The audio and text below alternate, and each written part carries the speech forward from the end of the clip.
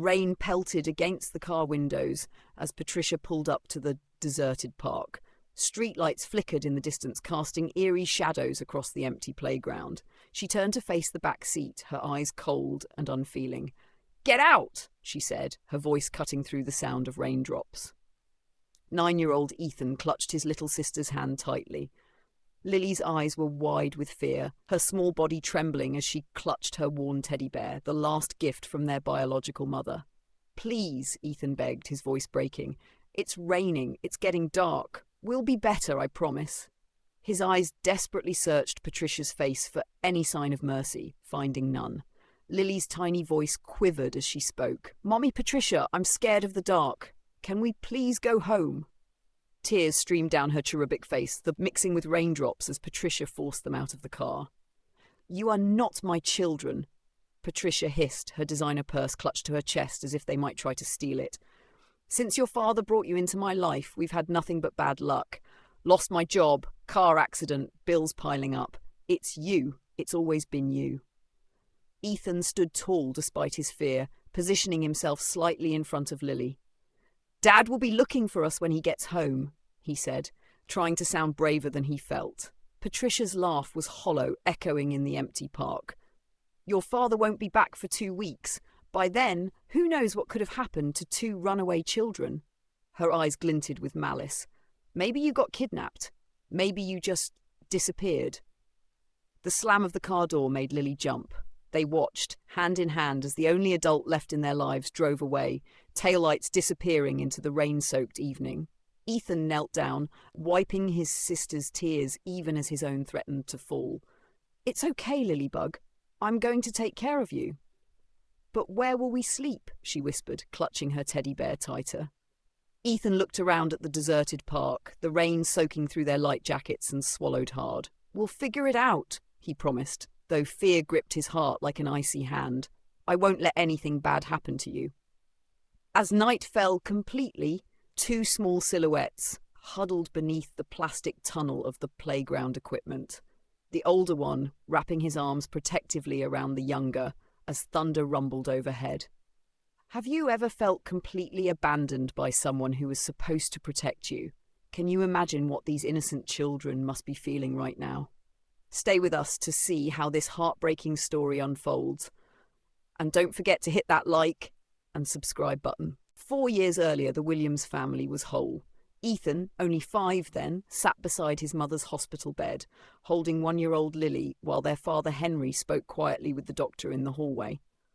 "Mom, look! Lily's holding my finger," Ethan said, trying to make his mother smile. Elizabeth Williams turned toward her children, her face gaunt, but her eyes still full of love. Though cancer had ravaged her body, it couldn't touch the love she had for her babies. "You're such a good big brother," she whispered, reaching out to touch both their faces. "Promise me something, Ethan. Promise you'll always look out for Lily." "I promise, Mom," Ethan said solemnly, his young shoulders squaring with responsibility. 3 days later, Elizabeth was gone, leaving Henry a widower with 2 young children and mountains of medical debt. For a year, Henry did his best. He took longer truck routes, working himself to exhaustion to provide for his children. The neighbour, Mrs. Jenkins, watched the kids while he was on the road, but she was getting older and couldn't keep up with them.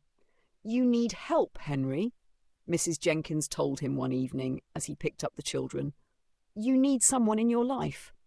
That's when Patricia entered the picture. Henry met her at a truck stop diner where she worked as a waitress. She was pretty, with a bright smile and a way of making Henry laugh for the first time since Elizabeth died. "Your kids?" Patricia asked, looking at a photo on Henry's phone. "They're cute." Her smile didn't quite reach her eyes, but Henry was too love-starved to notice. 6 months later, they were married in a small ceremony. At first, things seemed perfect. Patricia cooked meals, helped Ethan with homework, and sang Lily to sleep. But Henry didn't see how quickly her behaviour changed when he left for his roots. The first time Ethan realised something was wrong was when Patricia slapped his hand for reaching for a second helping at dinner. "Food costs money," she snapped. "Money your father works hard for."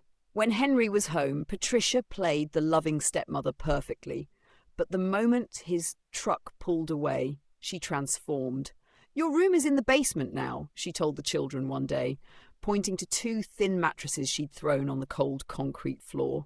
I need space for my crafting room. The basement was damp and had spiders that terrified Lily.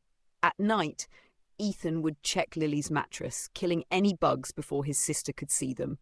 When it rained, water leaked through the small window and they would huddle together on one mattress to stay dry. Remember when we used to have hot chocolate before bed? 7-year-old Lily asked one night. Shh, Ethan whispered. You know we're not supposed to talk about Mom or the way things used to be. Patricia had made that rule after finding Lily crying over a photo of their mother. She'd torn up the picture, telling Lily, "She's gone. I'm your mother now. Stop this nonsense." The food changed too. When Henry was home, Patricia cooked full meals. When he was away, the children often got nothing but plain sandwiches or cereal without milk. "You're lucky I feed you at all," Patricia would say, eating takeout in front of them while they had crackers for dinner. Once, 8-year-old Ethan had tried calling his father to tell him what was happening. Patricia had caught him with the phone and dragged him by his ear to the basement. "You ungrateful little troublemaker," she hissed, locking the basement door. "Your father works himself to the bone for you. Do you want to break his heart? Do you want him to think he married a bad woman?" Ethan and Lily spent 3 days locked in the basement that time, with Patricia sliding crackers and water under the door. When Henry called to check on them, Patricia said they had stomach flu. "Daddy wouldn't believe us anyway," Ethan told Lily, trying to comfort her. "She acts so nice when he's around."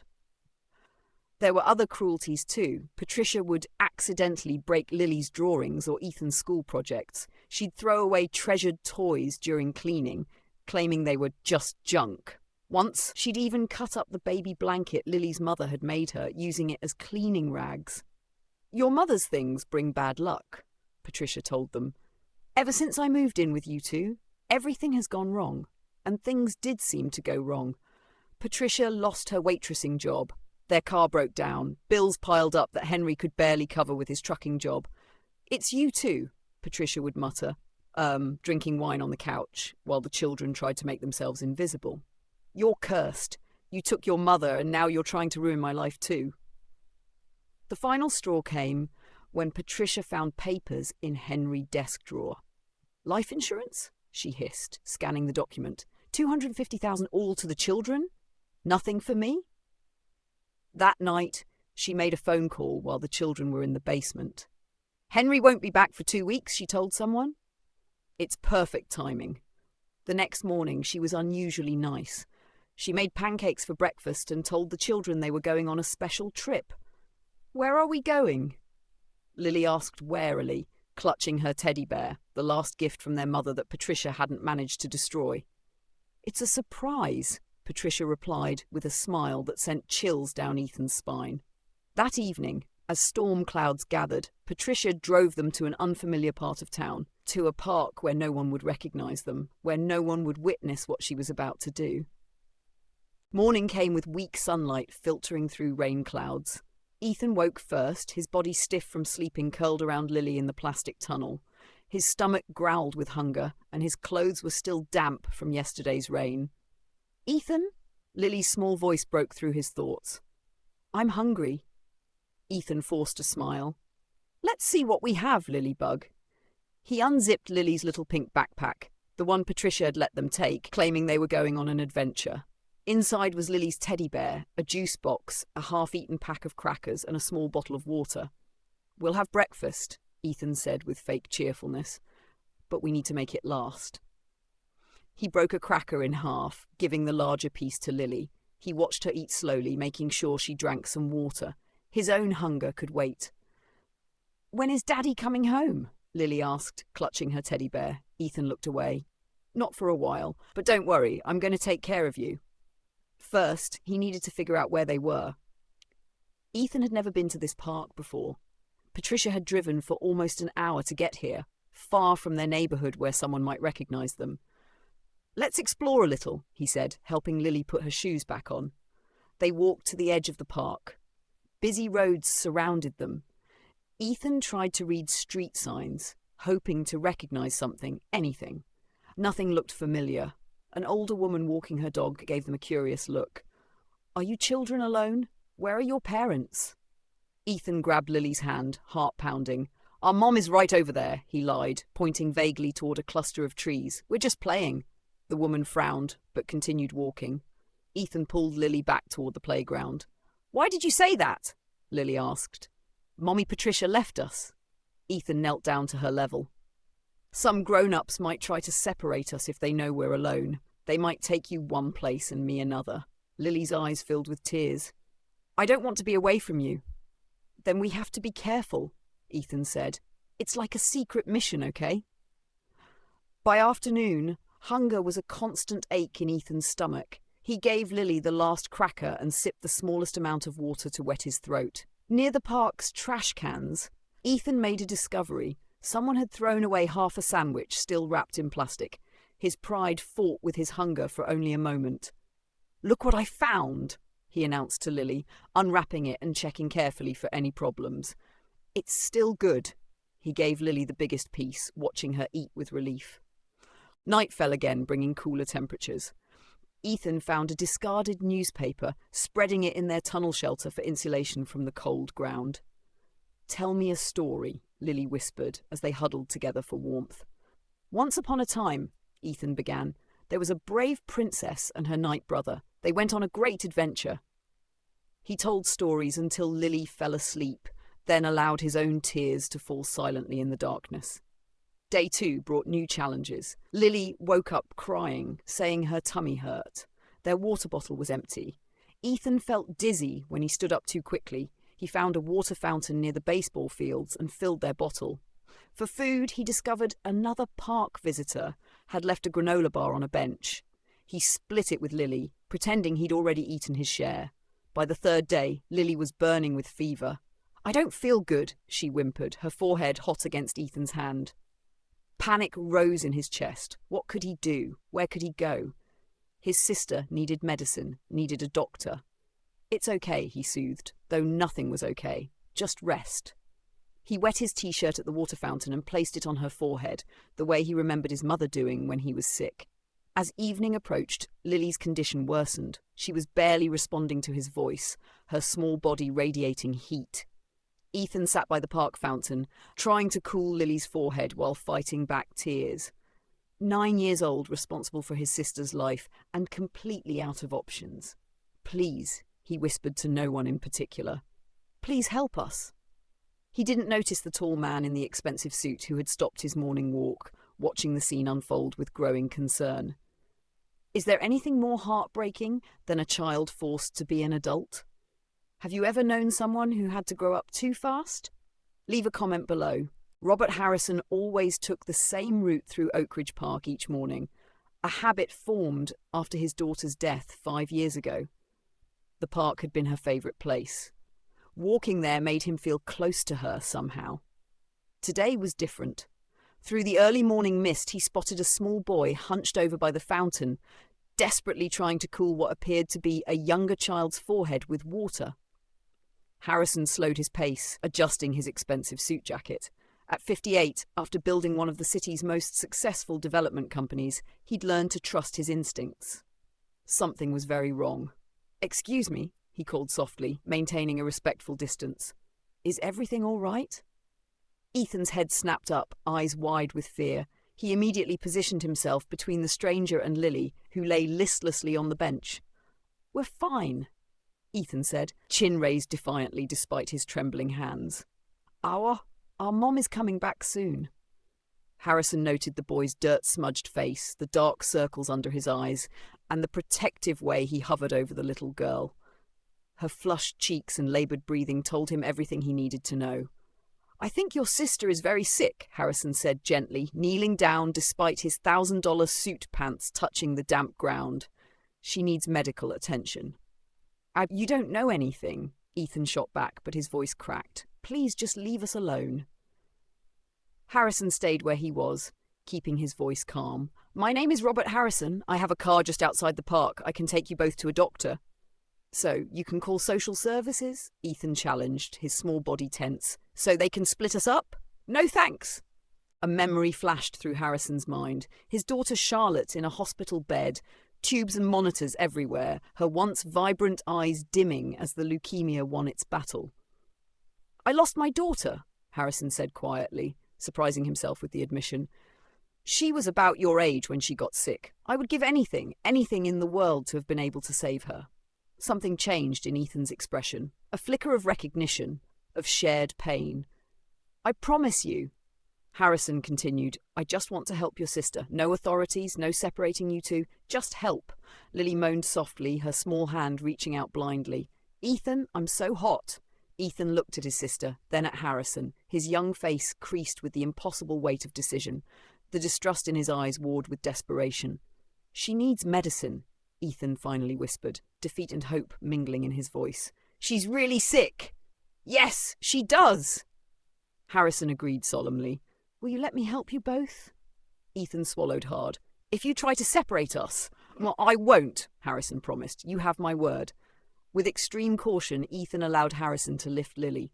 Her small body felt frighteningly hot against Harrison's chest, her teddy bear clutched weakly in one hand.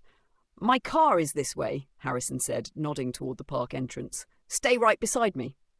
Instead of heading to the crowded emergency room where questions would be asked, Harrison drove to Dr. Way's private practice. Way had been his family physician for 20 years and understood discretion. "Robert," Dr. Way greeted him, eyes widening at the sight of the children. "What's happening here?" "They need help," Harrison said simply. "The little girl has a high fever. I need you to treat them. No questions asked for now." "Doctor?" Way's experienced eyes assessed Lily's condition. "Bring her in immediately." The examination revealed what days of exposure and malnutrition had done. Lily had developed pneumonia, her small body weakened by hunger and cold. "She needs antibiotics and fluids," Dr. Way explained to Ethan, who refused to leave his sister's side.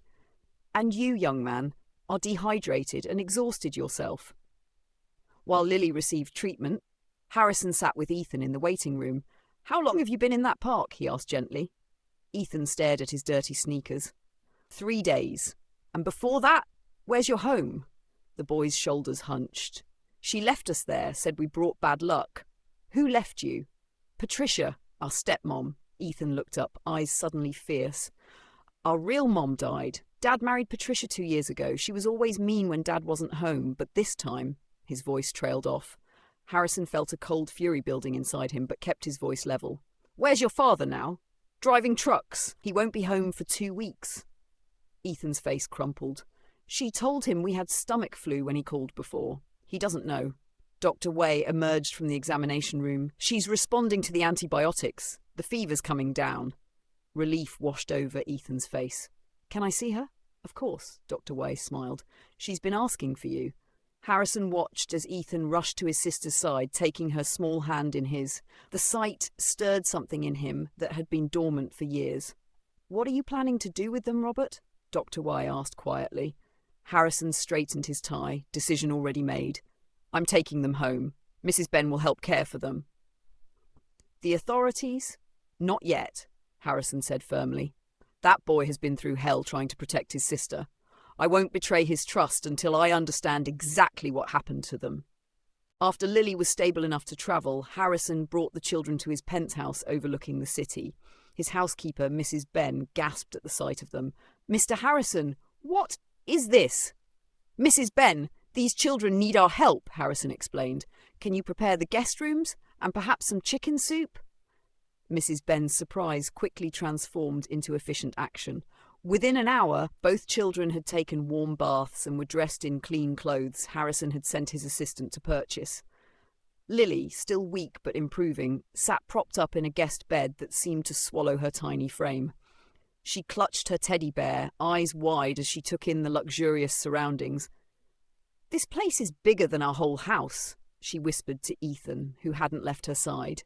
Mrs. Ben appeared with a tray of soup and homemade rolls. "You must eat to get strong," she said, her motherly instincts taking over. "Both of you." Ethan watched suspiciously as Mrs. Ben arranged the tray, but the smell of the warm food broke his resolve. Both children ate hungrily, though Ethan made sure Lily got the larger portion. Later that evening, with Lily asleep and Ethan finally allowing himself to rest in the adjoining room, Harrison sat in his study staring at a photograph of his daughter. "What would you do, Charlotte?" he murmured. "What's the right thing here?" His phone buzzed with a news alert. Harrison's blood ran cold as he read the headline, "Local children missing for 3 days. Stepmother fears worst." The article featured a photo of Ethan and Lily, along with a tearful Patricia Williams claiming they had run away after being disciplined for misbehaviour. Harrison's jaw tightened as he looked toward the hallway where the children slept safely for the first time in days. "Not on my watch," he whispered, reaching for his phone to call his lawyer. "Not these children. Not again." Patricia Williams dabbed at her eyes with a tissue as cameras flashed around her. She wore no makeup, a calculated decision to appear more sympathetic, more devastated. "They've always been troubled children," she told Detective Rivera, her voice catching dramatically. "Since losing their mother, they act out sometimes, but I never thought they'd run away." Detective Sophia Rivera studied the woman carefully. 15 years in the missing persons unit had given her a sixth sense about these cases. Something felt off. "And you said the last time you saw them was 3 days ago?" Patricia sniffled. "After I disciplined Ethan for stealing money from my purse. I sent them to their rooms, and when I went to check on them later, they were gone." The basement window was open. "The basement window?" Detective Rivera repeated. "I thought you said they sleep upstairs." Patricia's eyes flickered momentarily. "They do. I mean, they were playing in the basement earlier. That's probably how they got out. And you waited 3 days to report them missing because—" "I thought they were hiding at a friend's house." Patricia's voice rose defensively. "They've done it before. How was I supposed to know they'd actually run away?" Detective Rivera made a note in her small black notebook. "Mrs. Williams, would you mind showing me the children's bedrooms?" Patricia led the detective upstairs, showing her a perfectly arranged boys' room with sports posters and a girls' room with pink walls and stuffed animals. Both beds were neatly made, too neat for children. "May I?" Detective Rivera asked, opening the closet in Ethan's room. Inside hung several shirts and jeans, all with the tags still attached. In the dresser, folded clothes looked untouched. "He's very neat." Patricia explained quickly. "And where's that basement you mentioned?" Patricia hesitated before leading the detective downstairs. The basement was damp and cold, with 2 thin mattresses pushed against the wall and a single light bulb hanging from the ceiling. "The kids like to camp down here sometimes," Patricia said, her smile strained. "They pretend it's a fort." Detective Rivera nodded, noticing the worn pillows and blankets on the mattresses, the small collection of toys tucked into a cardboard box, and crayon drawings taped to the concrete wall. All signs of habitation, not occasional play. "Mrs. Williams, is there anything else you'd like to tell me about your relationship with your stepchildren?" "What are you implying?" Patricia's voice hardened. "I've been nothing but a mother to those ungrateful brats since their father brought them into my life." Detective Rivera's eyebrow raised slightly at the shift in tone. "I mean," Patricia quickly corrected herself, "I've tried so hard to be a good mother to them. It's been challenging since their father is away so much." After leaving the Williams house, Detective Rivera sat in her car, reviewing her notes. Something wasn't adding up. She picked up her phone and dialed the station. "Johnson, I need you to pull traffic camera footage from the neighbourhood for the night the Williams children allegedly ran away, and check if there are any convenience stores or gas stations along the major routes out of town. Maybe someone saw something." Meanwhile, Henry Williams was speeding home from Denver, his 18-wheeler abandoned at a truck stop after receiving Patricia's frantic call about the missing children. His hands gripped the steering wheel of the rental car so tightly his knuckles turned white. How could this happen? Why would they run away? Ethan had always been such a responsible boy, especially with Lily. The image of Elizabeth on her deathbed flashed through his mind. "Promise me you'll keep them safe, Henry." Had he failed her so completely? His phone rang. Patricia again. "Any news?" he asked desperately. "Nothing yet," she said, her voice trembling. "The police are looking everywhere. Henry, I'm so sorry. If only I hadn't disciplined Ethan." "What exactly happened?" Henry cut in, something niggling at the back of his mind. You said he stole money? From my purse. I caught him red-handed. Henry frowned. That doesn't sound like Ethan, Faust. He's never stolen anything in his life. Well, you're not here most of the time, are you? Patricia snapped, then immediately softened her tone. I'm sorry, honey. I'm just upset. Please drive safely. We'll find them. After hanging up, Henry couldn't shake his unease. He dialed Mrs. Jenkins, their former neighbour who used to watch the kids. Henry! I just saw the news. Those poor babies. Mrs. Jenkins, did Ethan or Lily ever say anything to you? About Patricia or not being happy at home? The old woman hesitated. Well, there was something. The last time I saw them, Lily mentioned sleeping in the spider room. When I asked what she meant, Ethan quickly said it was a game they played. But Henry, the way he looked at me, like he was afraid. Henry's stomach knotted. What had he missed while he was on the road? Back at the police station, Detective Rivera reviewed the security footage from a convenience store on the edge of town. There, a silver sedan matching Patricia's car, timestamped 7:43 p.m. the night the children allegedly ran away. She zoomed in. The driver was clearly Patricia, and in the back seat, two small figures. Got you, Rivera murmured, picking up her phone. I need a warrant to access Mrs. Williams' cell phone location data for the past 4 days. Robert Harrison watched the news report with growing anger. The woman on screen, Patricia Williams, dabbed at dry eyes while describing her troubled stepchildren. She's lying, Ethan said from the doorway, startling Harrison. The boy stood rigid, fists clenched at his sides. We never stole anything. She just wanted to get rid of us. Harrison muted the TV. I believe you, Ethan. She drove us to that park on purpose. She told us we were cursed, that we brought bad luck. Tears welled in the boy's eyes. She said Dad wouldn't be home for 2 weeks, and by then no one would know what happened to us. Harrison felt his blood boil. He'd seen neglect and cruelty in his business dealings over the years, but nothing like this calculated abandonment of innocent children. Ethan, I think it's time we to the police, he said gently. Your sister is safe now, you're both safe, but your father must be worried sick. Ethan's eyes widened in panic. But they might separate us. They might send us to different foster homes. I won't let that happen, Harrison promised, his resolve hardening. But your father deserves to know the truth. And that woman, he gestured toward the muted TV where Patricia was still performing her grieving act, deserves consequences. After putting in a call to his longtime friend Judge Michaels, Harrison contacted Detective Rivera directly. Detective, my name is Robert Harrison. I believe I have information about the Williams children. Within an hour, Detective Rivera arrived at Harrison's penthouse. Her eyes widened slightly at the luxurious surroundings, but remained focused on the professional mission. Mr. Harrison, you said you have information? I have more than information, Harrison replied, leading her to the guest wing. I have the children. Detective Rivera's hand instinctively moved toward her weapon. Sir, if you've kidnapped... No, Harrison raised his hands. I found them abandoned in Oak Ridge Park. The little girl was severely ill. I got them medical treatment and brought them here for safety. And you didn't think to contact authorities? Rivera's tone was sharp. The boy was terrified of being separated from his sister, Harrison explained. I needed to earn his trust. And after seeing the news tonight, I understand why. Harrison knocked gently on the guest room door. Ethan, there's someone here who wants to help. Ethan appeared, standing protectively in front of the bedroom where Lily was still recovering. Ethan Williams? Detective Rivera asked softly, kneeling to his level. I'm Detective Rivera. I've been looking for you and your sister. Ethan's eyes darted between Harrison and the detective. Are you going to make us go back to Patricia? No, sweetheart, Rivera assured him, but I need you to tell me exactly what happened. Can you do that? For the next hour, Ethan told his story.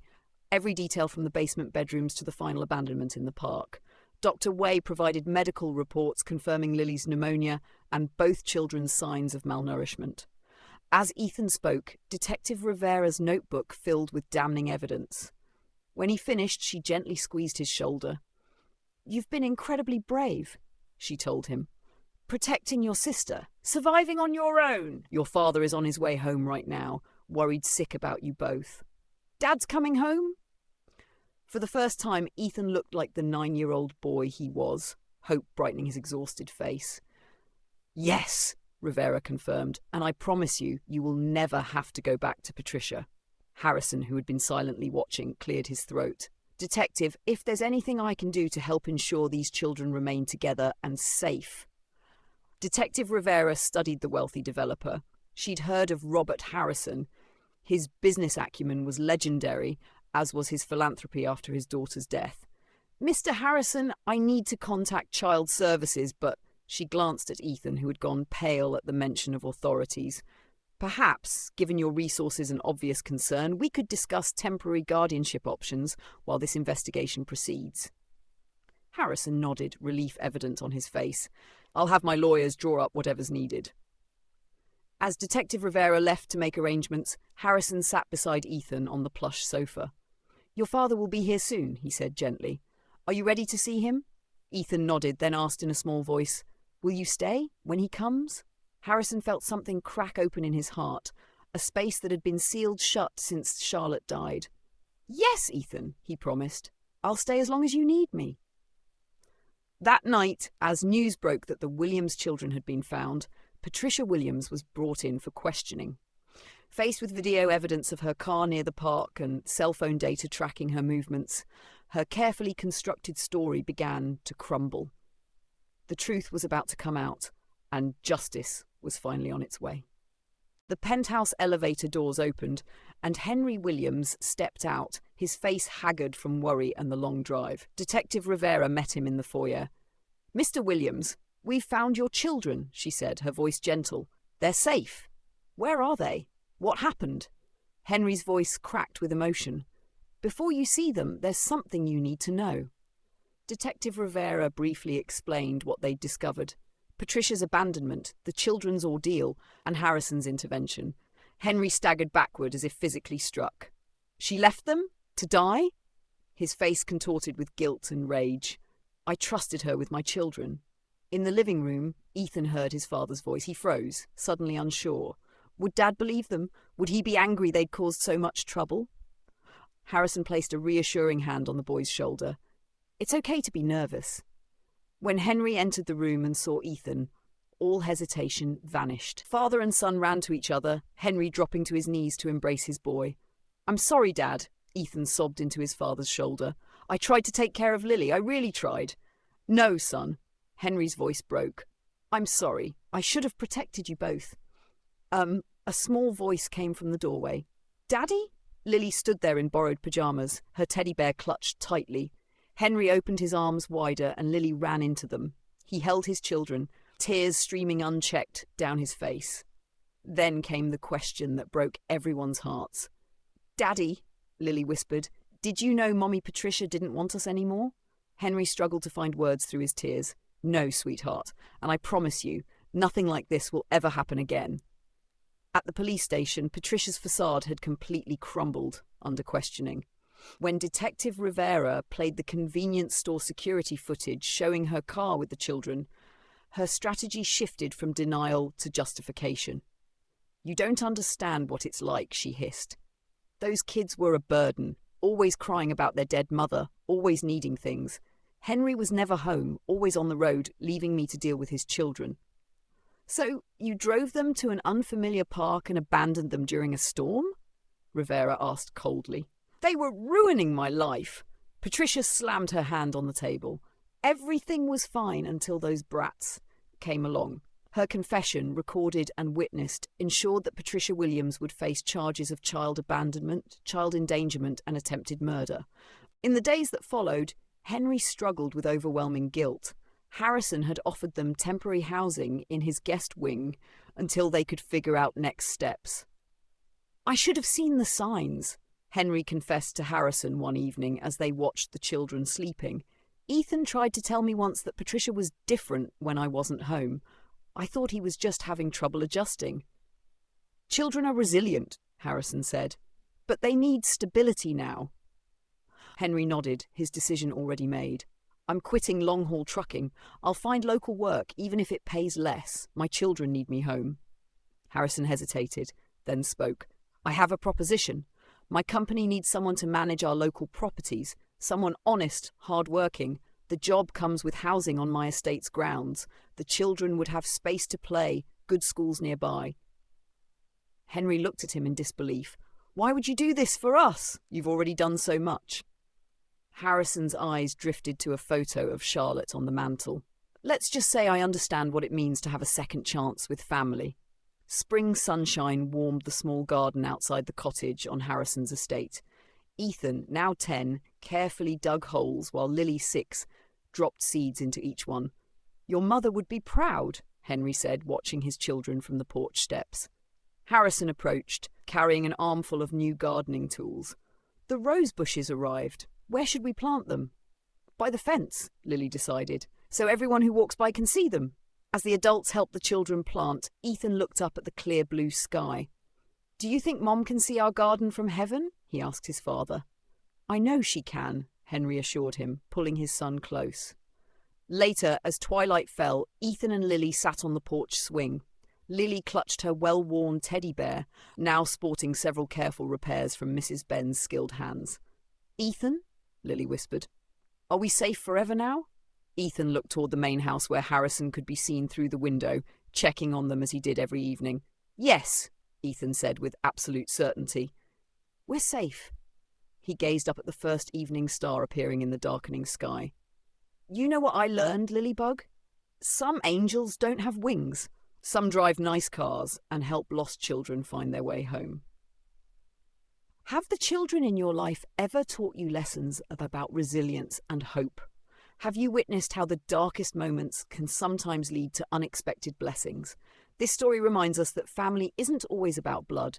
It's about who stays by your side when you need them most. Like and subscribe if this story touched your heart. And remember, sometimes angels appear in the most unexpected forms.